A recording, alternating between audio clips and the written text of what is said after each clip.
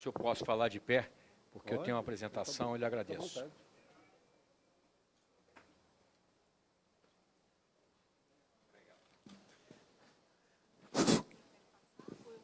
Eu vou passando.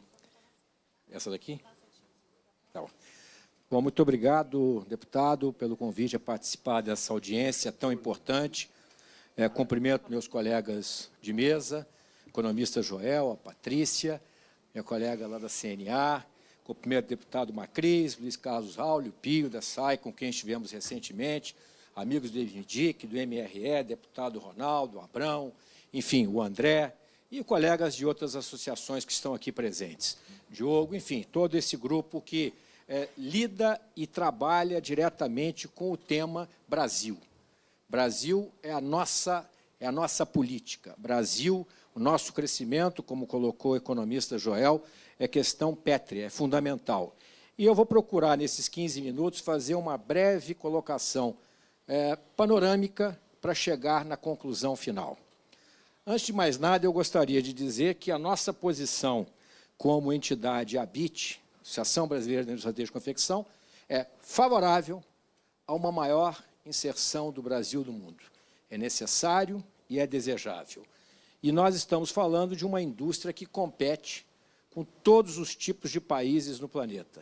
É um mercado que movimenta 800 bilhões de dólares por ano, 2 trilhões em termos de consumo, e vamos desde os países mais desenvolvidos tecnologicamente a países que competem conosco de maneira bastante desigual em relação ao compliance que praticam, seja ele ambiental, trabalhista, previdenciário, etc.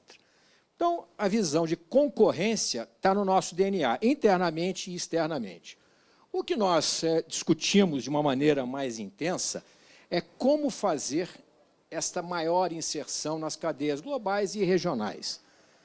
Estamos vendo aí um movimento muito forte de grandes potências criando barreiras ao comércio indesejáveis, isso vai trazer baixo crescimento ao mundo, mas este é o mundo real, um mundo em que as coisas acontecem através de negociações. E eu já deixo aqui já uma primeira posição, que já é mais para a conclusão. A negociação e as negociações que o Brasil participa hoje são os movimentos que nós entendemos como os adequados para ter as legítimas trocas de mercado. O economista Joel colocou que o Brasil fez escolhas muito complicadas ao longo da sua história, e nós concordamos. E os números que nós trazemos aqui são, infelizmente, muito ruins. Se nós pegássemos em 1960, 70, e olhássemos para a Coreia, para o Brasil e para a Argentina, com a pobreza de recursos naturais que tem, por exemplo, a Coreia, e fizéssemos uma projeção para o ano de 2018, dificilmente alguém diria que a Coreia estaria na nossa frente em termos de renda per capita, de construção de marcas e etc. Mas isso aconteceu. Isso aconteceu mais por questões relacionadas às nossas escolhas do que somente pelas virtudes coreanas. Mas essas discrepâncias, essas diferenças, elas foram se acentuando ao longo do tempo e nós fomos perdendo posição relativa do ponto de vista de riqueza da sociedade brasileira, a ponto de hoje estarmos com uma renda per capita infinitamente aquém do nosso potencial e das nossas capacidades. Assim como estamos também com posições complicadas em índices de inovação e outros fatores de competitividade que aqui estão. Não é preciso olhar muito. Posição brasileira no ranking do Doing Business, em 190 países, nós estamos no 125º lugar, e a pior posição está em pagamento de impostos. Duas curiosidades. Uma grande empresa multinacional da área de pneus, com atuação em mais de 100 países, ele tem cerca de 1/4 da sua mão de obra voltada às tarefas administrativas e tributárias no Brasil.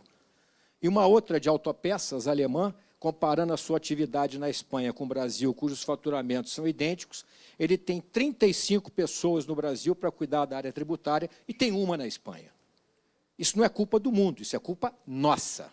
As opções equivocadas que o país fez. E a indústria nessa história toda? Bom, a indústria nessa história toda, ela tem uma presença e uma importância muito relevante. Eu sou de família do agro, mas eu posso dizer tranquilamente que dentro do agro está cheio de indústria. O trator, o caminhão, o fertilizante, etc, etc. Então, essa questão de ficar separando o Brasil, esse aqui é bom, o outro é ruim, o Brasil é um país muito grande para ficar fazendo esse tipo de segmentação. Um país desse tamanho, sem indústria, não vai a lugar nenhum. Não que a indústria seja, de per si, a única geradora de riqueza. Claro que não é. Mas ela tem enfrentado a competição mundial desde a abertura inicial com o governo Collor, necessária, mas feita de um modo geral, à lá Brasil, não dá mais para segurar, explode coração, e onde você colocou essa indústria, de novo, numa competição em que os fatores sistêmicos internos não têm nos ajudado nesse processo. É claro que não dá para esperar o Brasil ficar pronto para que nós nos abramos mais ao mundo. Mas também não é preciso nós termos, em 43 países que representam 90% do PIB mundial, o primeiro país classificado em burocracia tributária. Não é preciso ter o spread bancário mais alto do mundo. Ou seja, as assimetrias são muito grandes e não nos leva aqui a defender uma posição de fechamento e virar aí, fazer um muro em torno das nossas fronteiras. Nos leva a ter uma agenda compatível de abertura e evolução da nossa competitividade. É o Business Plan do Brasil e esta casa, o Congresso Nacional, será um ator relevantíssimo nesse processo. Quando a gente olha para a indústria brasileira, muito se fala, a indústria é velha, é sucateada. Como? Enfrentamos o mundo o tempo todo e nós pagamos do PIB da indústria 44,8% é imposto. 11% do PIB nacional é da indústria de transformação e 1/3 dos impostos é pago por essa indústria. Há um desequilíbrio sistêmico profundo nessa relação de tributação que remonta a um Brasil do passado que não evoluiu. Então, na verdade, nós temos aí um monte de esparadrapos, um monte de band-aids. E soa muito interessante, pegando aqui uma observação do economista Joel, por que as grandes multinacionais vieram para cá somente para explorar o mercado local de um modo geral? Pergunte a eles. O que eles colocam? O Brasil é um país caro. A Toyota tem fábrica aqui dentro. A GM tem fábrica aqui dentro. E nós exportamos para onde? Para a Argentina. É natural. Também temos acordos de livre comércio. É importante termos esses acordos e o Brasil ficou parado no tempo com essa inserção positiva e inteligente ao mundo. Olhando um pouco mais sobre a participação da indústria de transformação no PIB, nós viemos descendo a ladeira ao longo desse tempo. Porque a indústria tem sofrido a concorrência, tem enfrentado o mundo, e eu estou falando que 5% dos exportadores brasileiros são do setor têxtil e confecção. São 21 mil exportadores no ano passado, e nós tivemos 5% desses exportadores. Então, não é um setor, o setor exporta e importa. Infelizmente, hoje tem um déficit de 4 bilhões de dólares. E você tem custos que nossos concorrentes, de modo geral, não têm. Para nós cuidarmos desse compliance, não é a carga, não, para cuidar de pagar o imposto, você leva 1,36%, 1,5% do faturamento do setor, sendo que a pequena empresa vai pagar 3,13%, a média é 1,64% e a grande 0,8% do seu faturamento. Então, esse panorama que nós estamos colocando aqui é um panorama para dizer, existem assimetrias fortes, mas que não nos colocam, nós, numa posição de defesa e de fechamento. Coloca-nos numa posição de apoio às discussões e às negociações internacionais com o concomitante business plan do país. A agenda de competitividade que não está clara e não está definida. Alguns defendem uma abertura unilateral, achando que, fazendo isso, nós teríamos tanta pressão aqui dentro que o Congresso poderia ser obrigado a avançar em reformas estruturantes que não foram realizadas até o presente momento. Algumas sim, outras não. Nós entendemos que essa não é a maneira correta de inserir o país. Por quê? Porque você vai fazer uma abertura sem nada em troca e, ao mesmo tempo, se é uma agenda de competitividade bem definida, você vai colocar em risco um setor que emprega mais de 11 milhões de pessoas, tem um nível salarial relevante e importante e que traz muita inovação no seu bojo. Olhando para questões de outros países que deram mais certos do que nós, eu estou olhando para a Ásia, uma das agendas mais fundamentais é a da educação, que anda com a cultura, que anda com a inovação e que anda com a tecnologia. E nós não precisamos perder muito tempo aqui com a nossa questão. Não vai dar para resolver a questão educacional em 5 anos, são 2, 3 gerações. Mas o propósito de ter planos de médio e longo prazo bem definidos, com metas bem calibradas e com análises permanentes dos resultados é fundamental. O mundo está andando a velocidade mais do que cruzeiro. Indústria 4.0, nós estamos com grandes projetos nessa área, inteligência artificial, robótica, o mundo não está parado, seja a China, seja a Índia, seja a França, seja a Itália. O mundo acelera, nós estamos aqui caminhando como se o mundo fosse nos esperar, nesta agenda da competitividade. O mundo se acelera, se acelera, se acelera. Quanto mais se acelera, obviamente, mais nós vamos perdendo posição. Então, a visão de uma inserção inteligente nessa cadeia global está muito atrelada ao mapa das negociações que nós estamos envolvidos nesse momento, cuja maior delas é com a União Europeia. Temos Canadá, temos EFTA, temos abertura com o Japão, com a Coreia do Sul, e não está sendo fácil. Está aqui o embaixador Ronaldo, que trata dessas negociações. A cada momento que você coloca uma coisa, a Europa quer outra, e é normal, faz parte do jogo.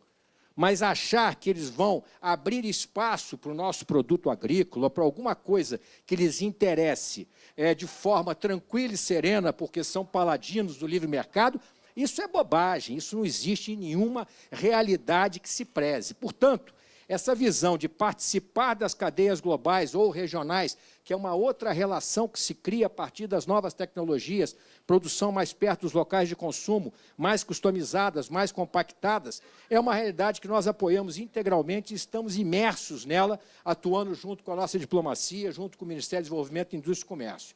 E no âmbito de temas prioritários que a ABIT recentemente tratou com os seus associados, na criação da agenda que vai ser endereçada aos presidenciáveis, além das agendas mais amplas com a CNI, vamos falar das mesmas coisas que nós falamos há anos. Reforma tributária é o primeiro tema, deputado Haldi. Primeiro tema. É um inferno, não se consegue faturar nesse país. São 27 países, a União Europeia vão ser 27 com a saída da Inglaterra, aqui são 27 legislações, você tem que ter um corpo burocrático espetacular, substituição tributária e blá, blá, blá, ninguém sabe de mais nada, e o pequeno está navegando num nevoeiro que ele só sabe daquilo que vai acontecer quando ele bate no rochedo. Reforma da Previdência, não, ideologicamente, alguma vai ter que ser feita, é óbvio que vai. 3% ao ano a taxa de crescimento dos idosos e menos de 1% a taxa de crescimento da população. É óbvio que não vai dar certo se não tiver algum ajuste nisso. Segurança jurídica. É desnecessário falar desse tema, porque evoluiu, mas a frase, não sei se foi cunhada por ele, o Brasil é tão imprevisível que até o passado é incerto, que foi cunhado pelo ministro, ou falado pelo ministro Malan. Retroage-se, volta-se, e o sujeito vai ter que dormir com um barulho desse e tem que pagar as contas de hoje, de amanhã e do passado, que não estava previsto em nenhum business plan. Exemplo, agora, o governo está curto de dinheiro? Está. Acabou o Reintegra. De 2 para 0,1. Que política de comércio exterior é essa? Qual é a previsibilidade? E se eu fechei meu negócio dentro de uma condição levando em conta esses 2 pontos percentuais que eu teria de ressarcimento? Mas o câmbio mudou. Reintegra tem nada a ver com o câmbio hoje está assim, amanhã está assado. Então, coisas como essa, a própria desoneração da folha, que no meio do caminho volta, ou seja, é uma colcha de retalhos. E um assunto que agora ganhou muita ênfase, que é o assunto de segurança pública, e hoje está nos jornais. Nós estamos gastando quase 5% do PIB em segurança pública, para transportar carga na cidade do Rio de Janeiro, que é a minha cidade, tem caminhões que não vão mais ao Rio de Janeiro.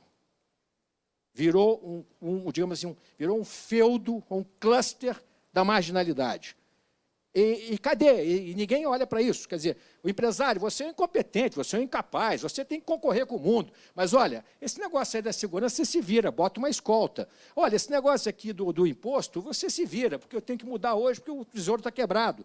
E assim vamos, com essa visão de um país que tem tudo para ser um grande país, mas que, lamentavelmente, ele tem aposentado, de certa forma, do seu futuro, um futuro que tem um futuro de ser um país de renda elevada e não um país de renda média como nós estamos. Portanto, deputado, o meu tempo está se encerrando.